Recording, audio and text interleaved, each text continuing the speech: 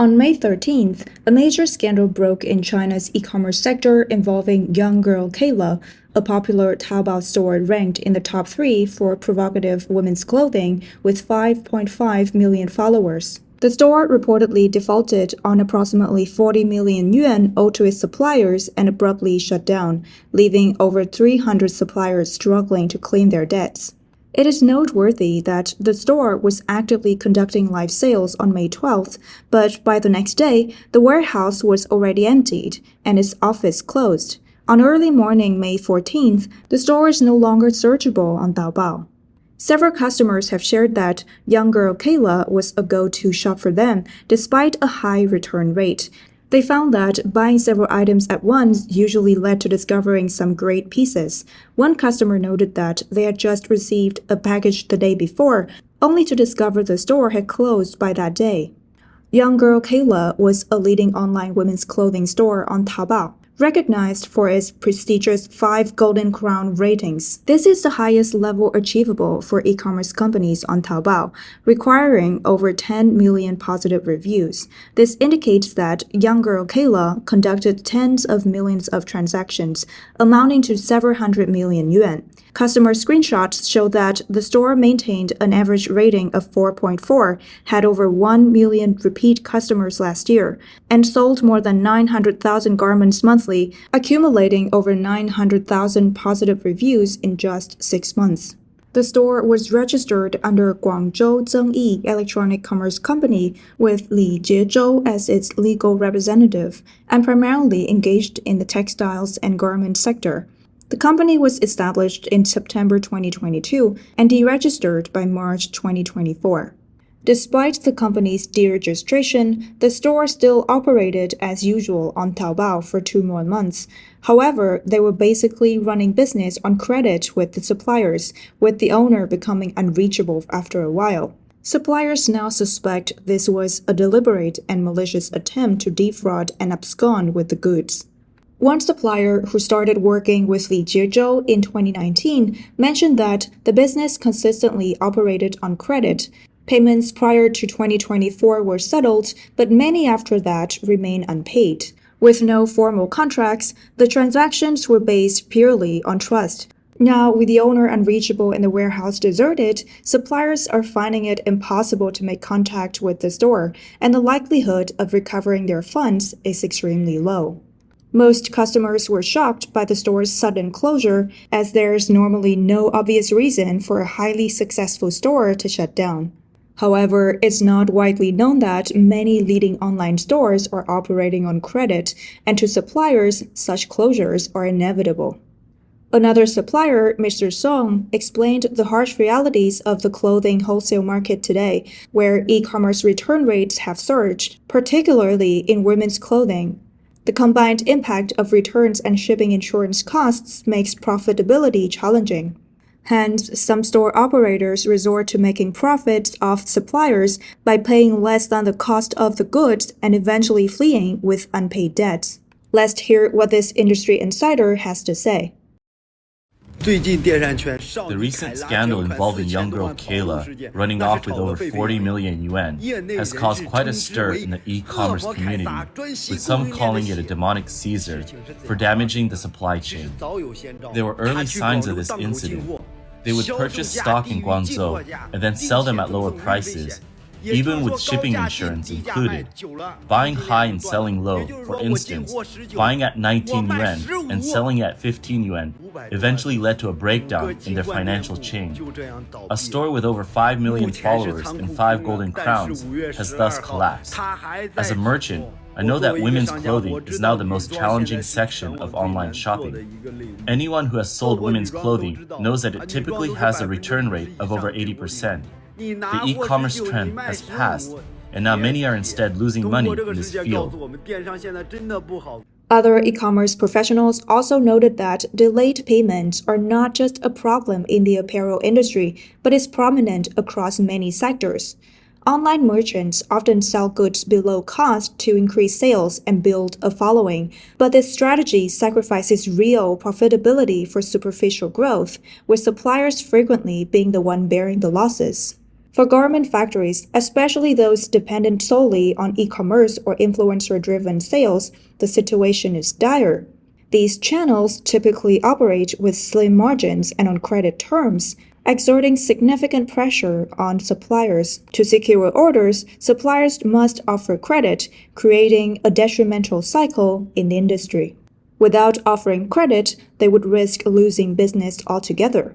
For smaller suppliers, credit means facing the risk of losing all the money, and some have even resorted to kneeling and begging buyers to settle payments in desperate circumstances.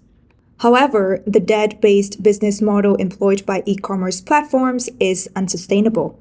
It is understandable if a new store initially spends money to gain traffic, but constant loss-making sales reliant on deferring payments to suppliers ultimately only lead to one outcome: shutting down and fleeing. Thus, some predict that following the incident with young girl Kayla fleeing, many suppliers will become more vigilant. They might even band together to resist the e-commerce practice of operating on credit. If they do so, it could potentially lead to significant challenges for many e-commerce businesses, possibly triggering a wave of closures in 2024. In reality, e-commerce is currently extremely challenging, with only a few managing to make a profit while the majority are operating at a loss. Is there even a point to e-commerce anymore? It seems unsustainable. Last month, our TikTok shop sold over 1 million yuan worth of products. When I reviewed the financial report yesterday, we ended up losing over 100,000 yuan. We spent around 300,000 on platform promotion fees, tens of thousands on shipping, wages, and taxes. The cost of goods was the largest expense. So we ended up losing over 100,000 yuan, despite 5 or 6 of us working tirelessly around the clock. How can this be sustainable? In fact, what causes the most headaches for e-commerce businesses is the extremely high return rate, especially for women's clothing. Industry statistics reveal that the return rate can reach as high as 80%.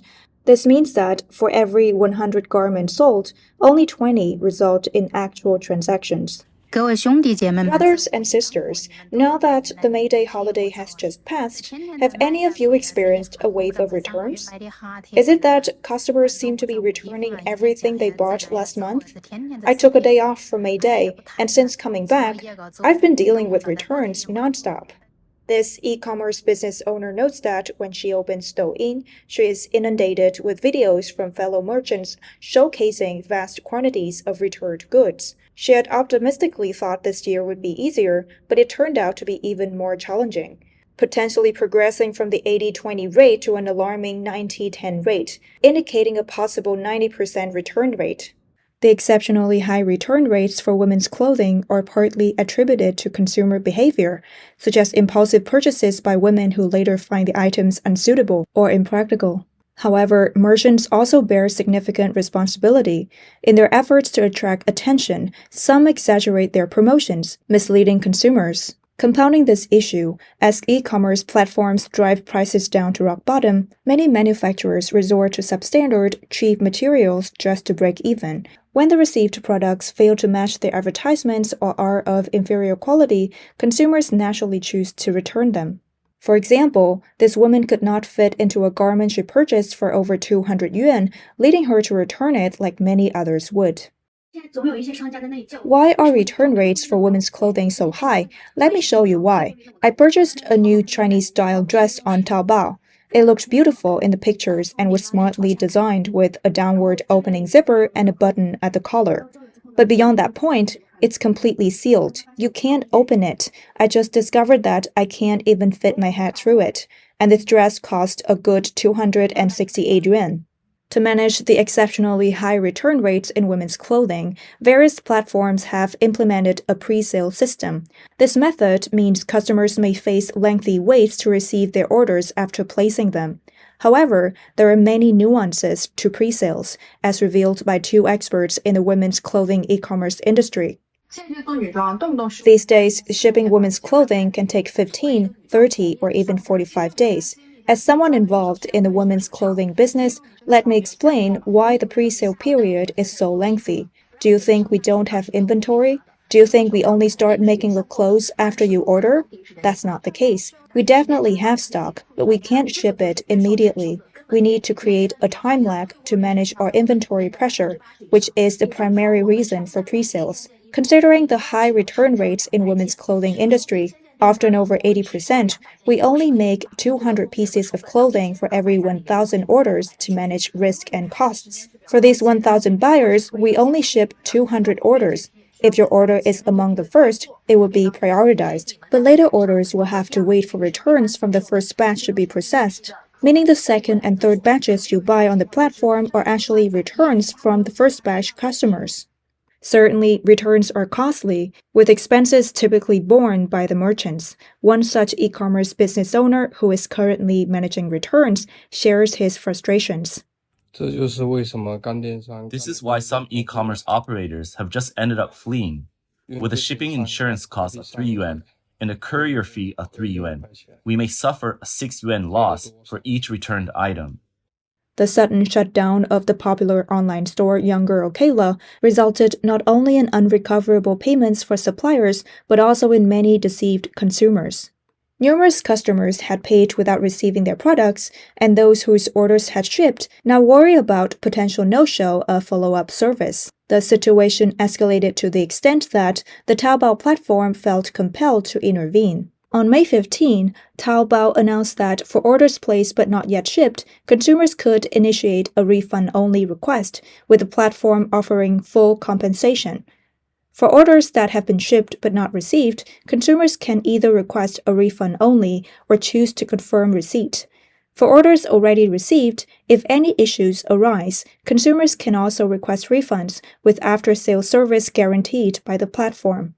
Instances of e-commerce businesses vanishing have become frequent in recent years, often leaving consumers feeling cheated.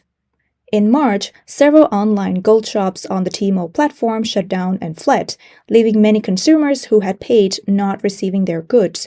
These closures stemmed from various causes. Some involved the sale of counterfeit gold or underweight products, with the shops closing to dodge post-sale services. Others exploited loopholes in the platform rules.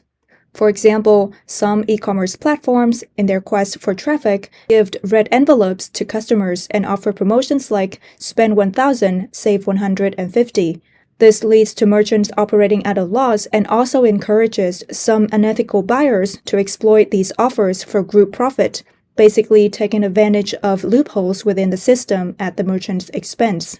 Overwhelmed by exploitation from both the platform and the consumers, many merchants eventually chose to flee.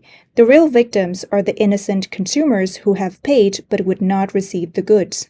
In 2022, an e-commerce platform named Buy that had been operational for just over a month disappeared with tens of millions, causing a significant stir in the e-commerce community.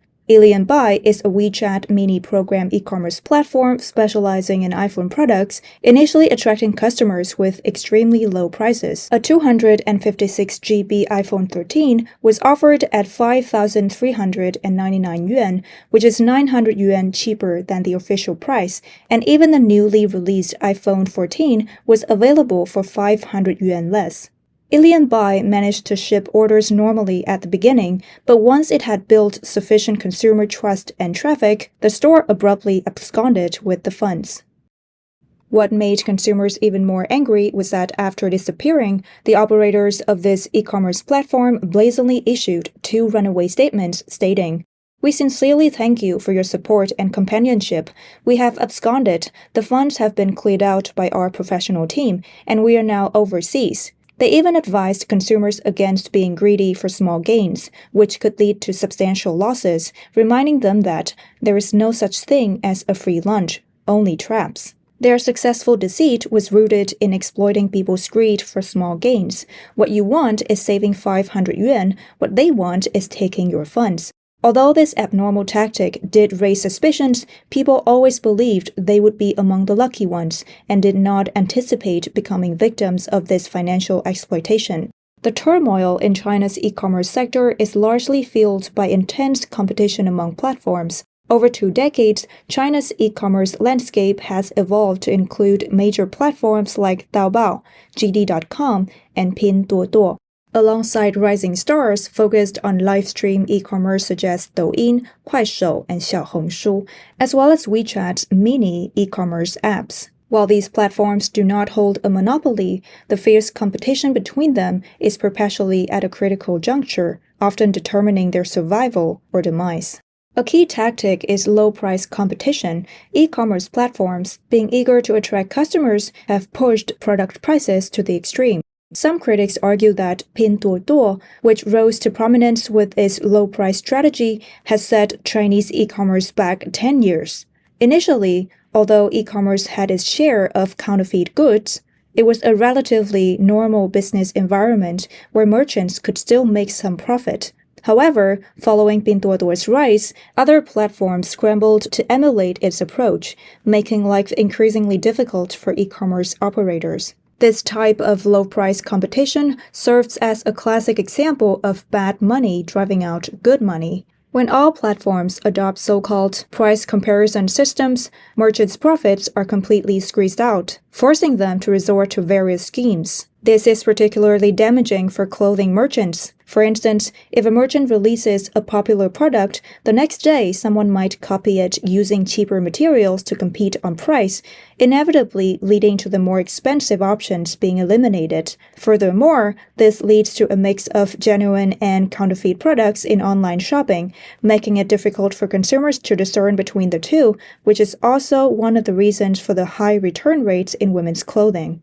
Therefore, while low-price competition might seem beneficial to consumers, it is actually a distorted business model that ultimately harms everyone involved.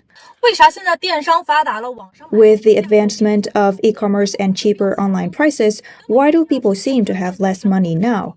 The core reason is that e-commerce, which serves over 1 billion people nationwide, is ideally suited for a low-margin, high-volume sales approach. Many merchants drive their prices down to the absolute limit, sometimes even at a loss, to capture market share. Controlling traffic gives them leverage. With increased traffic comes greater sales volume, which in turn brings negotiating power to lower purchase and logistics costs, ultimately allowing them to turn a profit. By driving down purchase costs, manufacturers are forced to reduce labor wages, extend working hours, and cut down on raw material costs. This strategy cascades through the supply chain, with raw material suppliers adopting similar tactics. In an effort to preserve profits, some manufacturers compromise on health, safety, and product quality. As a result, many people are working longer and more frequently, but earning less, constantly comparing prices when shopping. Essentially, e-commerce has intensified competition within the entire industry, among online stores, manufacturers, logistics, workplaces, and even among consumers themselves.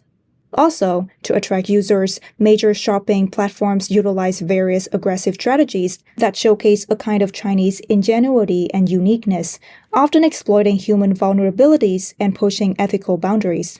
A common method used by Chinese e-commerce platforms to gain new customers involves direct incentives like cash giveaways or complete order waivers, essentially purchasing user engagement. For example, Pinduoduo is infamous for its Slash It promotion. The concept requires shoppers to invite friends to join Pinduoduo, promising discounts for free items in return. Notoriously, Pinduoduo has claimed that high-value items like smartphones could be obtained for free through this method. However, although users have invited many people, sometimes thousands, to help slash prices, they often miss out by a single slash. This deceptive viral marketing approach has oddly been effective in helping Pinduoduo grow and thrive, something that seems possible only in China's unique business climate. In terms of boosting sales, Chinese e-commerce platforms have created numerous shopping festivals, such as JD.com's June 18th 618 Festival and Alibaba's November 11th Singles Day Shopping Festival, along with subsequent events like December 12th and more. Almost every month features some event accompanied by flash sales, limited time offers, discounts, and pre-sale systems. These tactics exploit consumer psychology effectively.